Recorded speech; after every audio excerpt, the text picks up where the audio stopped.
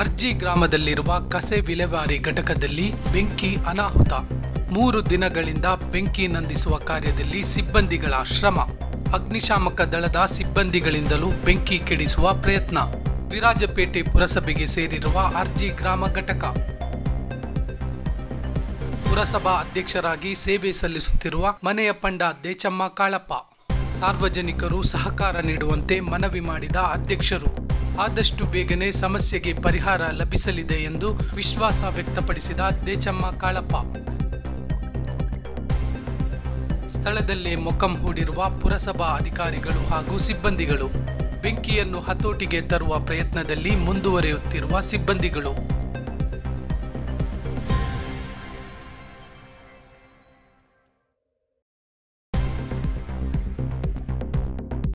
ನಮಸ್ಕಾರ ವೀಕ್ಷಕರೇ, ನಾನು ನಿಮ್ಮ ಜಗದೀಶ್, ಕೊಡಗು ಧ್ವನಿ ಡಿಜಿಟಲ್ ಮೀಡಿಯಾದಿಂದ. ಇವತ್ತು ವಿರಾಜಪೇಟೆಯ ಪುರಸಭಾ ವ್ಯಾಪ್ತಿಗೆ ಬಂದಿದ್ದೀನಿ, ಆರ್ಜಿ ಗ್ರಾಮಕ್ಕೆ ಬಂದಿದ್ದೀನಿ. ಇಲ್ಲಿ ಒಂದು ಏನು ಅಗ್ನಿ ಅನಾಹುತ ನಡೆದಿತ್ತು ಈ ಒಂದು ಗಾರ್ಬೇಜ್ ಲಾಡ್ನಲ್ಲಿ. ಆ 3 ದಿನಗಳ ಹಿಂದೆ ಈ ಒಂದು ಅನಾಹುತ ನಡೆದಿದ್ರು ಸರ್, ಮತ್ತೆ ಕೂಡ ಇಲ್ಲಿ ಬೆಂಕಿ ಕಾಣಿಸ್ತಾನೆ ಇದೆ. ಈ ನಿಟ್ಟಿನಲ್ಲಿ ಪುರಸಭೆಯ ಅಧ್ಯಕ್ಷರು, ಆಡಳಿತ ಮಂಡಳಿ ಮತ್ತು ಸಿಬ್ಬಂದಿ ವರ್ಗ ವಿಶೇಷವಾಗಿ ಇಲ್ಲಿಯೇ ಠಿಕಾಣಿ ಹೂಡಿ ಅದನ್ನು ನಂದಿಸುವ ಕೆಲಸ ಮಾಡ್ತಿದ್ದಾರೆ. ಜೊತೆಗೆ ಈ ಭಾಗದಲ್ಲಿ ಇರತಕ್ಕಂಥ ಎಲ್ಲ ಕಸವನ್ನು ಕೂಡ ಸ್ಥಳಾಂತರ ಮಾಡಲಿಕ್ಕೆ ವ್ಯವಸ್ಥೆಗಳನ್ನ ಮಾಡಿದ್ದಾರೆ. ಆ ನಿಟ್ಟಿನಲ್ಲಿ ಸರ್ಕಾರದ ಒಂದು ವಿಶೇಷವಾದ ಆದೇಶವನ್ನು ಈ ಕ್ಷೇತ್ರದ ಶಾಸಕರಾದಂಥ ಎಸ್ ಪೊನ್ನಣ್ಣನವರು ಈಗಾಗಲೇ ಕೊಡಿಸಿದ್ದಾರೆ. ಈ ಎಲ್ಲ ವಿಚಾರಗಳನ್ನು ನಾನು ನಿಮಗೆ ತಿಳಿಸ್ತಾ ಹೋಗ್ತೀನಿ. JCB ಯಾವ ರೀತಿ ಕೆಲಸ ಮಾಡ್ತಿದೆ, ಸಿಬ್ಬಂದಿಗಳು ಯಾವ ರೀತಿ ತಮ್ಮನ್ನು ತೊಡಗಿಸ್ಕೊಂಡಿದ್ದಾರೆ, ಅಗ್ನಿಶಾಮಕ ದಳದ ವಾಹನಗಳು ಯಾವ ರೀತಿ ಇಲ್ಲಿ ಕೆಲಸ ನಿರ್ವಹಿಸ್ತದೆ ಅನ್ನೋದನ್ನು ನಾನು ತೋರಿಸ್ತೀನಿ. ಬನ್ನಿ ಈ ಲಾಡ್ ಒಳಗೆ ಹೋಗ್ಬೇಡ.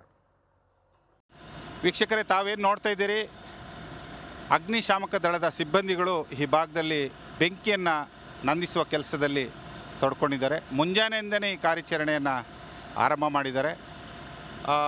ಈ ಒಂದು ದೊಡ್ಡ ಪ್ರದೇಶ ಅಂದರೆ ಸುಮಾರು 5 ಎಕರೆ ವಿಸ್ತೀರ್ಣದಲ್ಲಿ ಇಂಥ ಒಂದು ಕಸವನ್ನು ಈ ಭಾಗದಲ್ಲಿ ಹಾಕಿದ್ದಾರೆ. ಆಕಸ್ಮಿಕ ಬೆಂಕಿ ತಗಲಿ ಕಳೆದ 3 ದಿನಗಳಿಂದ ಸಮಸ್ಯೆ ಆಗಿದೆ. ಈ ನಿಟ್ಟಿನಲ್ಲಿ ಸಿಬ್ಬಂದಿಗಳು ಈ ಬೆಂಕಿಯನ್ನು ಕೆಡಿಸಲಿಕ್ಕೆ ಪ್ರಯತ್ನ ಮಾಡ್ತಿದ್ದಾರೆ. ಬನ್ನಿ, ಈಗ ನಾನು ನಿಮಗೆ ಯಾವ ರೀತಿ ಕಾರ್ಯಾಚರಣೆ ಆಗ್ತಿದೆ ಅನ್ನೋದನ್ನು ಕೂಡ ತೋರಿಸ್ತೀನಿ. ಸಿಬ್ಬಂದಿಗಳು ಕಾರ್ಯಾಚರಣೆಯಲ್ಲಿ ತೊಡ್ಕೊಂಡಿದ್ದಾರೆ. ಈ ದೊಡ್ಡ ಪ್ರಮಾಣದಲ್ಲಿ ಈ ಭಾಗಕ್ಕೆ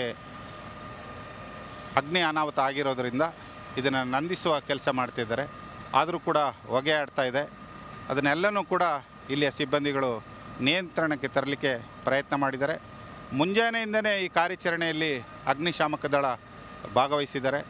ಸಿಬ್ಬಂದಿಗಳು, ಪುರಸಭೆಯ ಏನು ಸಿಬ್ಬಂದಿಗಳು, ಆಡಳಿತಾಧಿಕಾರಿಗಳು ಇಲ್ಲೇ ಕೂಡ ಠಿಕಾಣಿ ಹೂಡಿದ್ದಾರೆ.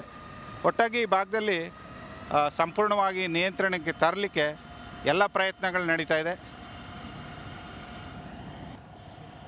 ಸಿಬ್ಬಂದಿಗಳು ಬೆಂಕಿಯನ್ನು ನಂದಿಸುವ ಕಾರ್ಯದಲ್ಲಿ ತೊಡ್ಕೊಂಡಿದ್ದಾರೆ. ಈಗ ತಾವೇನು ನೋಡ್ತಿದ್ದೀರಿ, ಪುರಸಭೆಯ ವ್ಯಾಪ್ತಿಯ ವಿರಾಜಪೇಟೆ ಭಾಗದ ಪುರಸಭೆಯ ವ್ಯಾಪ್ತಿಯ ಈ ಒಂದು ಕಸ ವಿಲೇವಾರಿ ಘಟಕದಲ್ಲಿ ಈ ಒಂದು ಅಗ್ನಿ ಅನಾಹುತ ಕಳೆದ 3 ದಿನಗಳ ಹಿಂದೆ ಆಗಿತ್ತು. ಆದರೆ ಇಂದು ಬೆಳಿಗ್ಗೆ ಮತ್ತೆ ಬೆಂಕಿ ಕಾಣಿಸ್ಕೊಂಡಿದೆ ಈ ಭಾಗದಲ್ಲಿ. ಅದನ್ನು ಸಂಪೂರ್ಣವಾಗಿ ನಂದಿಸುವ ಕೆಲಸದಲ್ಲಿ ಸಿಬ್ಬಂದಿಗಳು ತೊಡಗಿಕೊಂಡಿದ್ದಾರೆ.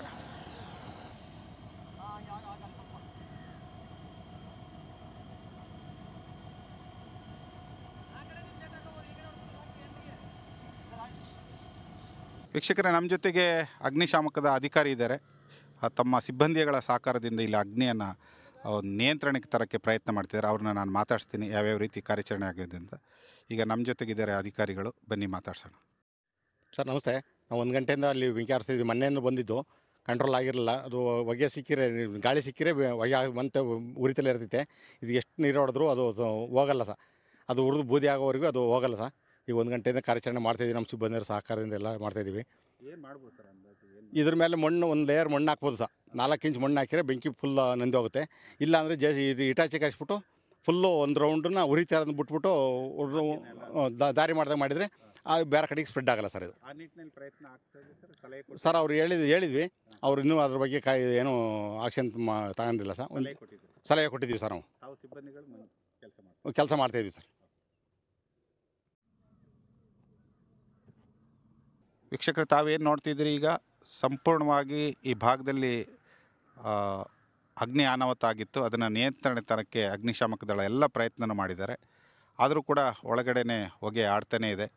ಅದು ನಿಯಂತ್ರಣ ಮಾಡಬೇಕಾದ್ರೆ ಕೆಲವು ಅಧಿಕಾರಿಗಳ ಸೂಚನೆಯನ್ನು ಇಲ್ಲಿಯ ಪುರಸಭೆಯ ಅಧ್ಯಕ್ಷರು, ಆಡಳಿತ ಮಂಡಳಿ ಹಾಗೂ ಅಧಿಕಾರಿಗಳು ಪಾಲಿಸಬೇಕಾಗತ್ತೆ. ಆ ಮಾರ್ಗ ಬಿಟ್ಟರೆ ಬೇರೆ ಯಾವುದೂ ಇಲ್ಲ ಅಂತೇಳಿ ಈಗಾಗಲೇ ಅಧಿಕಾರಿಗಳು ಸ್ಪಷ್ಟನೆ ನೀಡಿದ್ದಾರೆ. ಈ ನಿಟ್ಟಿನಲ್ಲಿ ಪುರಸಭೆ ಅಧಿಕಾರಿಗಳು ಯಾವ ರೀತಿ ಕ್ರಮ ತಗೊಳ್ತಾರೆ ಅದನ್ನು ಕೂಡ ನಾವು ನಿರೀಕ್ಷೆ ಮಾಡ್ಬೋದು. ನಾನು ನಿಮಗೆ ಸಂಪೂರ್ಣ ಯಾರ್ಡನ್ನು ತೋರಿಸ್ತಾ ಇದ್ದೀನಿ. ದೊಡ್ಡ ಪ್ರಮಾಣದಲ್ಲಿ ಇಲ್ಲಿಗೆ ಕಸ ಸಂಗ್ರಹಣೆ ಆಗ್ತಾಯಿದೆ. ಅದನ್ನು ನಿಯಂತ್ರಣ ಮಾಡೋದು ಅಷ್ಟು ಸುಲಭದ ಮಾತಲ್ಲ. ಆ ನಿಟ್ಟಿನಲ್ಲಿ ಪ್ರಯತ್ನಗಳು ಅಧಿಕಾರಿಗಳಿಂದ ಆಗಬೇಕು.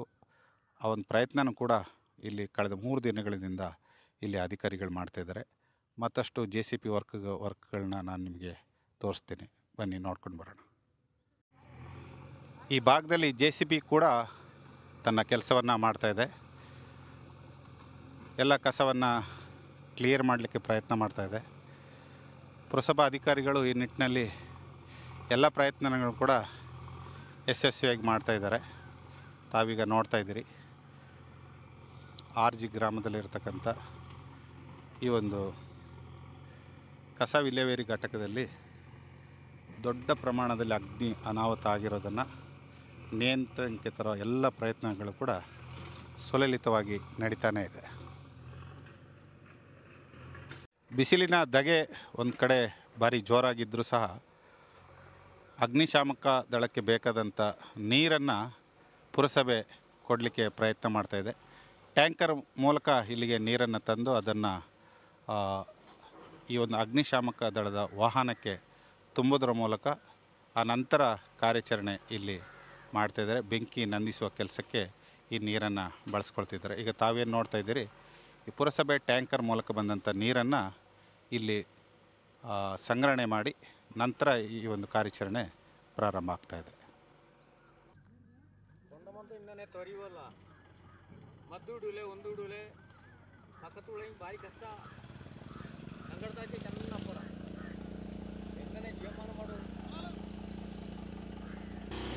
ಈ ವ್ಯಾಪ್ತಿಲಿರ್ತಕ್ಕಂಥ ಟ್ಯಾಂಕರ್ ಇದಕ್ಕೆ ಮೋಟರನ್ನು ಫಿಕ್ಸ್ ಮಾಡಿ ನಂತರ ಈ ನೀರನ್ನು ಈ ಭಾಗದಲ್ಲಿ ನಿಂತಿರತಕ್ಕಂಥ ಫೈರ್ ವಾಹನ ಏನಿದೆ, ಅಗ್ನಿಶಾಮಕ ವಾಹನ, ಅದಕ್ಕೆ ತುಂಬಿಸೋ ಕೆಲಸ ಮಾಡ್ತಾಯಿದ್ದಾರೆ.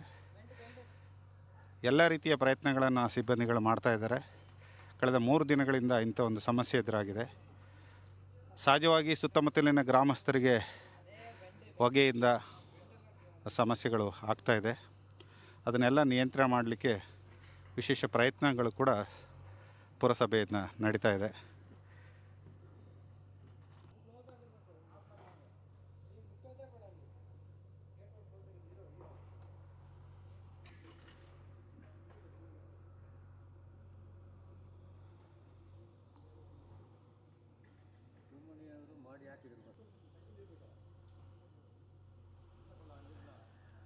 ನಮ್ಮ ಜೊತೆಗಿದ್ದಾರೆ ದೇಚಮ್ಮ ಮೇಡಮ್, ಪುರಸಭಾ ಅಧ್ಯಕ್ಷರು ವಿರಾಜಪೇಟೆ.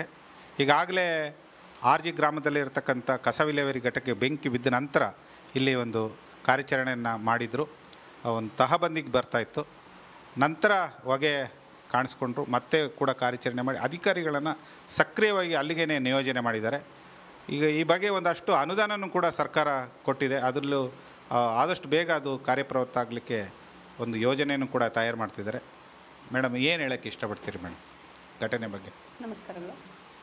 ಈಗಾಗಲೇ 2 ದಿನಗಳ ಹಿಂದೆ ನಮ್ಮ RG ಪೆರ್ಬಾಡಿಯಲ್ಲಿರುವಂತಹ ಲ್ಯಾಂಡ್ ಫಿಲ್ ಏರಿಯಾಕ್ಕೆ ಬೆಂಕಿ ಬಿದ್ದಂಥ ಒಂದು ಘಟನೆ ತಮಗೆಲ್ಲರಿಗೂ ತಿಳಿದಿರ್ಬೋದು.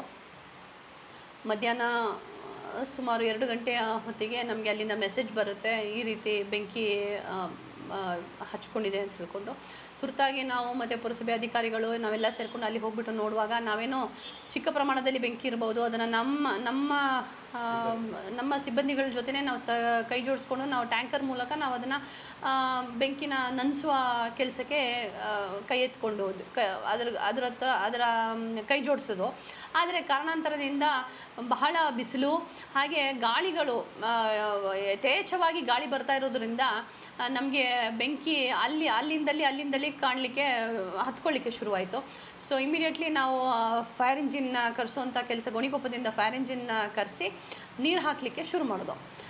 ರಾತ್ರಿ 9 ಗಂಟೆ 10 ಗಂಟೆಯವರೆಗೆ ನಾವು ಆಲ್ ಅರೌಂಡ್ ನಮ್ಮೆಲ್ಲ ಸಿಬ್ಬಂದಿಗಳು, ಪುರಸಭೆ ಎಲ್ಲ ಸಿಬ್ಬಂದಿಗಳನ್ನ ಅಲ್ಲಿಗೆ ನಿಯೋಜನೆ ಮಾಡಿ ನಾವು ನೀರು ಹಾಕುವಂಥ ಕೆಲಸಗಳನ್ನ ಮಾಡ್ತಾ 10 ಗಂಟೆಗೆ ನಾವು ಇನ್ನು ಅದರಿಂದ ಆ ಕಡೆ ನಮಗೆ ಹಾಕ್ಲಿಕ್ಕೆ ಆಗ್ತಾ ಇರಲಿಲ್ಲ. ಯಾಕಂದರೆ ರಾತ್ರಿ ಇರೋದ್ರಿಂದ ನಮಗೆ ತುಂಬ ಕತ್ಲೆ ಇದೆ. ಹಾಗೆ ಫೈರ್ ಇಂಜಿನ್ ಕೂಡ ಅದ್ರ ಮಧ್ಯಭಾಗಕ್ಕೆ ಹೋಗ್ಲಿಕ್ಕೆ ಆಗೋದಿಲ್ಲ ಎಷ್ಟು, ಬಿಕಾಸ್ ರಾತ್ರಿ ಅವ್ರದ್ದು ಸಿಬ್ಬಂದಿಗಳು ಕಂಟಿನ್ಯೂಸ್ ಆಗಿ ಮಧ್ಯಾಹ್ನ 3 ಗಂಟೆಯಿಂದ ಕೆಲಸ ಶುರು ಮಾಡಿದ್ದಾರೆ. ಅವರು ಟಯರ್ಡ್ ಆಗಿದ್ದರು. ಹಾಗಾಗಿ ಇಷ್ಟು ಕೆಲಸ ಅವತ್ತಿಗೆ ಫಸ್ಟ್ ಡೇ ನಾವು ಮಾಡಿ ಮುಗಿಸಿದ್ದು. ಸೆಕೆಂಡ್ ಡೇಗೆ ಏನು ಮಾಡಿದ್ದೀವಿ ಅಂತ ಹೇಳಿದ್ರೆ, ನಾವು ಎಗೇನ್ ನಮ್ಮ ಲ್ಯಾಂಡ್ ಫಿಲ್ ಏರಿಯಾದ್ದು ಹೊರಭಾಗದಲ್ಲಿ ಏನು ದಾರಿ ಇದೆ ಆ ದಾರಿನ ನಾವು ಲ್ಯಾಂಡ್ ಫಿಲ್ ಏರಿಯಾದ ಒಳಗಡೆಯಿಂದ ಬೆಂಕಿ ಹೊರಗಡೆ ಬರದೇ ಇರುವಂಥ ರೀತಿಯಲ್ಲಿ ತಡೆ ಮಾಡಲಿಕ್ಕೆ JCB ಇಂದ ಒಂದು 10 ಫೀಟಷ್ಟು ಡಿಸ್ಟೆನ್ಸಲ್ಲಿ ನಾವು ಟ್ರೆಂಚ್ ಮಾಡಲಿಕ್ಕೆ ಸ್ಟಾರ್ಟ್ ಮಾಡೋದು. ಟ್ರೆಂಚ್ ಮಾಡಿ ನಾವು ಸುತ್ತಲೂ ನಮ್ಮ ಲ್ಯಾಂಡ್ ಫಿಲಿಯರ್ದು ಸುತ್ತಲೂ ಟ್ರೆಂಚ್ ಮಾಡಿ ಈಗ ರೆಡಿ ಇಟ್ಕೊಂಡಿದ್ದೀವಿ. ಸೊ ದ್ಯಾಟ್ ಬೆಂಕಿ ಏನು ಇದೆ ಅದು ಅದ್ರ ಒಳಗಡೆ ಕತ್ತಲಿ, ಕಾಂಪೌಂಡಿಂದ ಹೊರಗಡೆ ಬಂದು ಗ್ರಾಮಸ್ಥರಿಗೆ ಯಾವುದೇ ರೀತಿ ತೊಂದರೆ ಆಗೋದು ಬೇಡ ಅಂತ ಹೇಳ್ಕೊಂಡು.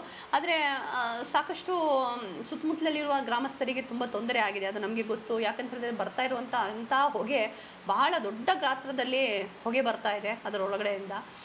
ಮತ್ತು ನಮ್ಮ ಪುರಸಭೆ ನಮ್ಮ ಪರಿಮಿತಿಯಲ್ಲಿ ಏನೇನು ಮಾಡಬೇಕು ಅದೆಲ್ಲ ಮಾಡಿದ್ದೀವಿ. ಟ್ಯಾಂಕರ್ ವ್ಯವಸ್ಥೆ ಮಾಡಿದ್ದೀವಿ. ಹಾಗೆ ಕೆಲವೊಂದು ಸ್ಪ್ರಿಂಕ್ಲರ್ ಜೆಟ್ಗಳನ್ನ ತರಿಸಿ ನಾವು ಅಲ್ಲಿ ಜೆಟ್ಗಳನ್ನ ಪೈಪ್ ಮುಖಾಂತರ ನೀರುಗಳನ್ನ ಜೆಟ್ಟಲ್ಲಿ ಹಾರಿಸುವಂಥ ಕೆಲಸಗಳನ್ನು ಮಾಡಿದ್ದೀವಿ. ಆದರೆ ವಿಚಾರ ಏನು ಅಂತ ಹೇಳಿದ್ರೆ, ತುಂಬ 10, 50, 60, 70 ವರ್ಷದಿಂದ ಬೀಳ್ತಾ ಇರುವಂಥ ಕಸ ಹಾಕ್ತಾ ಇರುವಂಥ ಜಾಗ ಆಗಿದ್ದರಿಂದ ಭಾಳಷ್ಟು ಪ್ರಮಾಣದ ಪ್ಲಾಸ್ಟಿಕ್ಸ್ಗಳು, ವಿವಿಧ ರೀತಿಯ ತ್ಯಾಜ್ಯಗಳಲ್ಲಿ ಇರೋದ್ರಿಂದ ಒಂದು ಸ್ವಲ್ಪ ಬೆಂಕಿಯು ಒಂಚೂರು ಕಿಡಿಗಳು ಅಲ್ಲಿ ಇಲ್ಲಿ ಇರುವಂಥ ಸಂದರ್ಭದಲ್ಲಿ ಏನಾಗುತ್ತೆ ಅಂತಂದರೆ ಪ್ಲಾಸ್ಟಿಕ್ಸ್ಗಳು ಮೆಲ್ಟ್ ಆಗುತ್ತೆ, ಅಗೇನ್ ಅದು ಬೆಂಕಿ ಹತ್ಕೊಳ್ಳಿಕ್ಕೆ ಶುರುವಾಗಿದೆ. ಹಾಗಾಗಿ ಇವತ್ತು 3ನೇ ದಿನ ಇನ್ನೂ ಕೂಡ ಅಲ್ಲಿ ಬೆಂಕಿ ನಮಗೆ ಹತೋಟಿಗೆ ತರಲಿಕ್ಕೆ ಆಗ್ತಾ ಇಲ್ಲ. ಸಾಕಷ್ಟು ನಮ್ಮ ಪುರಸಭೆ ಸಿಬ್ಬಂದಿಗಳು ಹಾಗೂ ಮುಖ್ಯಾಧಿಕಾರಿಗಳು ಹಾಗೂ ಸದಸ್ಯರು ಸೇರಿಕೊಂಡು ನಾವು ಇದರ ಬಗ್ಗೆ ಕಾರ್ಯಾಚರಣೆಯನ್ನು ಮಾಡ್ತಾಯಿದ್ದೀವಿ. ಮೇಡಮ್, ಈಗಾಗಲೇ ಈ ಹಿಂದೆ ಶಾಸಕರು ಅಲ್ಲಿಗೆ ವಿಸಿಟನ್ನು ಮಾಡಿಸಿದ್ರಿ, ತಾವು ಕರ್ಕೋಗಿದ್ರಿ, ಒಂದಷ್ಟು ಆದೇಶಗಳನ್ನ ಕೊಟ್ಟಿದ್ದರು.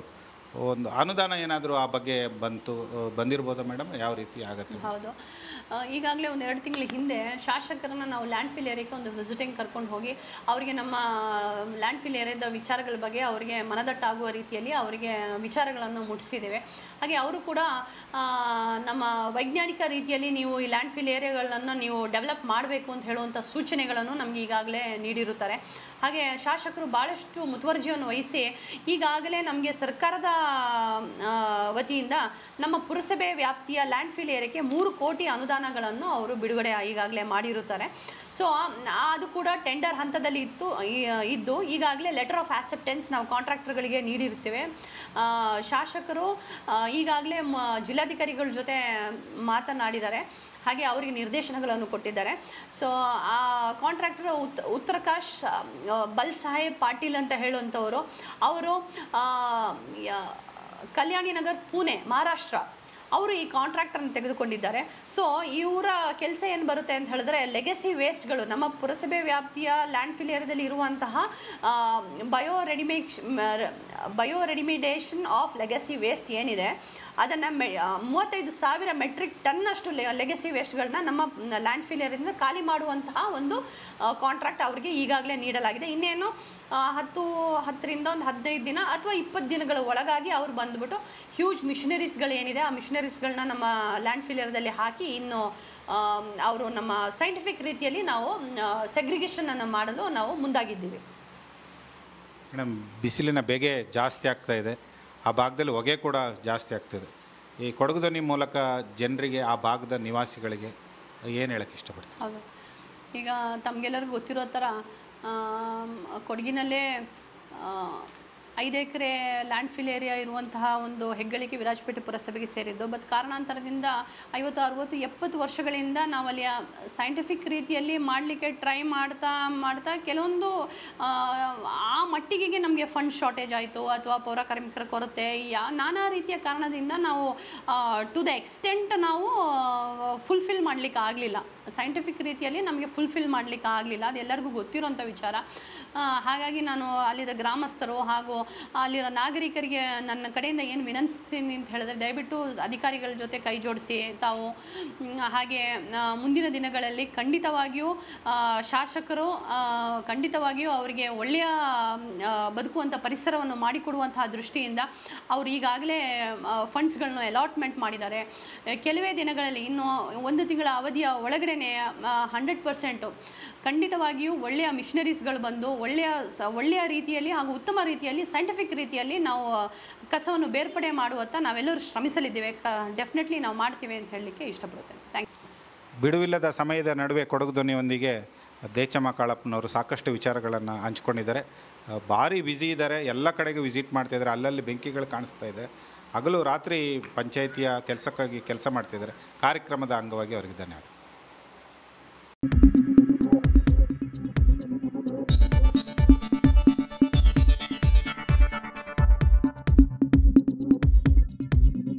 ನಾನು ನಿಮ್ಮ ಜಗದೀಶ್, ಕೊಡಗು ಧ್ವನಿ ಡಿಜಿಟಲ್ ಮೀಡಿಯಾದಿಂದ. ನಮ್ಮ ಚಾನಲನ್ನು ಸಬ್ಸ್ಕ್ರೈಬ್ ಮಾಡಿ, ಲೈಕ್ ಮಾಡಿ, ಶೇರ್ ಮಾಡಿ.